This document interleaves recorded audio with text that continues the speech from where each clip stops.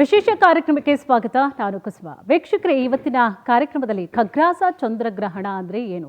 ಗ್ರಹಣ ಅಂದ್ರೇ ಎಲ್ರಿಗೂ ಕೂಡ ಒಂಥರ ಭಯ, ಆತಂಕ ಶುರುವಾಗ್ಬಿಡುತ್ತೆ. ಅದರಲ್ಲೂ ಕೂಡ ಖಗ್ರಾಸ ಚಂದ್ರಗ್ರಹಣ ಅಂದರೆ ಏನು?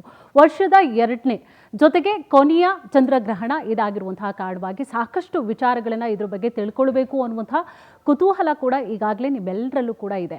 ಇನ್ನು ಇವತ್ತು ನೋಡಿ, ಭೂಮಿಯ ಮೇಲೆ ಅಂದರೆ ಆಕಾಶದಲ್ಲಿ ಆಗುವಂಥ ಸಾಕಷ್ಟು ಕೌತುಕಗಳನ್ನು ಕೂಡ ನೀವೆಲ್ಲರೂ ಕೂಡ ಗಮನಿಸ್ಬೋದು. ಜೊತೆಗೆ ಭೂಮಿ, ಸೂರ್ಯ, ಚಂದ್ರ ಇವರ ನೆರಳಿನ ಆಟಕ್ಕೆ ಇವತ್ತು ಭಾರತ ಕೂಡ ಸಾಕ್ಷಿ ಆಗ್ತಾ ಇದೆ.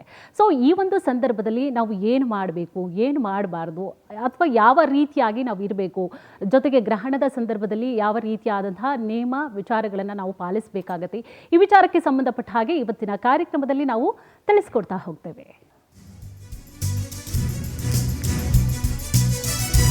ಇವತ್ತು ವರ್ಷದ ಕೊನೆಯ ಖಗ್ರಾಸ ಚಂದ್ರಗ್ರಹಣ ದರ್ಶನ.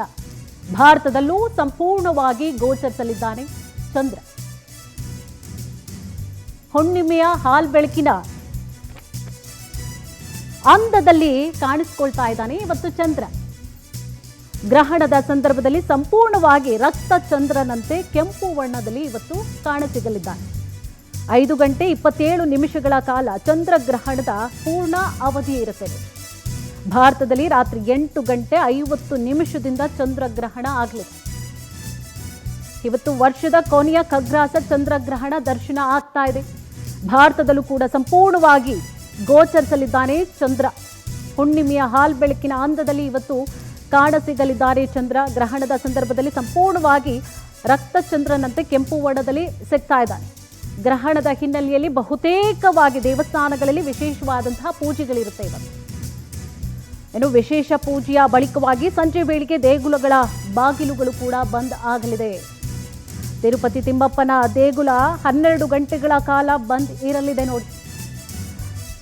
ಮಧ್ಯರಾತ್ರಿ 3ರಿಂದ ತಡರಾತ್ರಿ 3ರವರೆಗೆ ತಿಮ್ಮಪ್ಪನ ದೇಗುಲ ಬಂದ್ ಆಗಲಿದೆ. ಮಧ್ಯಾಹ್ನಕ್ಕೆ ಆಲ್ಮೋಸ್ಟ್ ಆಲ್ ಕ್ಲೋಸ್ ಆಗಿಬಿಡುತ್ತೆ. ಎಲ್ಲ ದೇವಸ್ಥಾನಗಳು ಈಗಿರುತ್ತೆ, ಪೂಜೆಗಳನ್ನು ಈಗ ಮಾಡಲಾಗುತ್ತೆ. ಮಧ್ಯಾಹ್ನದಿಂದಲೇ ಎಲ್ಲವೂ ಕೂಡ ಕ್ಲೋಸ್ ಆಗಿಬಿಡುತ್ತೆ ದೇವಸ್ಥಾನಗಳು ಕೂಡ. ಮೈಸೂರು, ಚಾಮುಂಡಿ, ಬೆಂಗಳೂರು, ಗವಿ, ಗಂಗಾಧರೇಶ್ವರ ಬಹುತೇಕವಾಗಿ ಎಲ್ಲ ದೇವಸ್ಥಾನಗಳ ಬಾಗಿಲು ಕೂಡ ಬಂದಿರುತ್ತೆ. ಗ್ರಹಣ ಮೋಕ್ಷದ ಬಳಿಕವಾಗಿ ವಿಶೇಷ ಪೂಜೆಯನ್ನು ಮಾಡಿ ದರ್ಶನಕ್ಕೆ ಅವಕಾಶವನ್ನು ಕೂಡ ನೀಡಲಾಗುತ್ತೆ. ಸುಪ್ರಸಿದ್ಧ ರಾಯರ ಕ್ಷೇತ್ರ ಮಂತ್ರಾಲಯ ಕೂಡ ಬಂದಿರುತ್ತೆ ನೋಡಿ. ಬಹಳಷ್ಟು ದೇಗುಲಗಳು ಕೂಡ ಬಂದಾಗ್ಬಿಡುತ್ತೆ.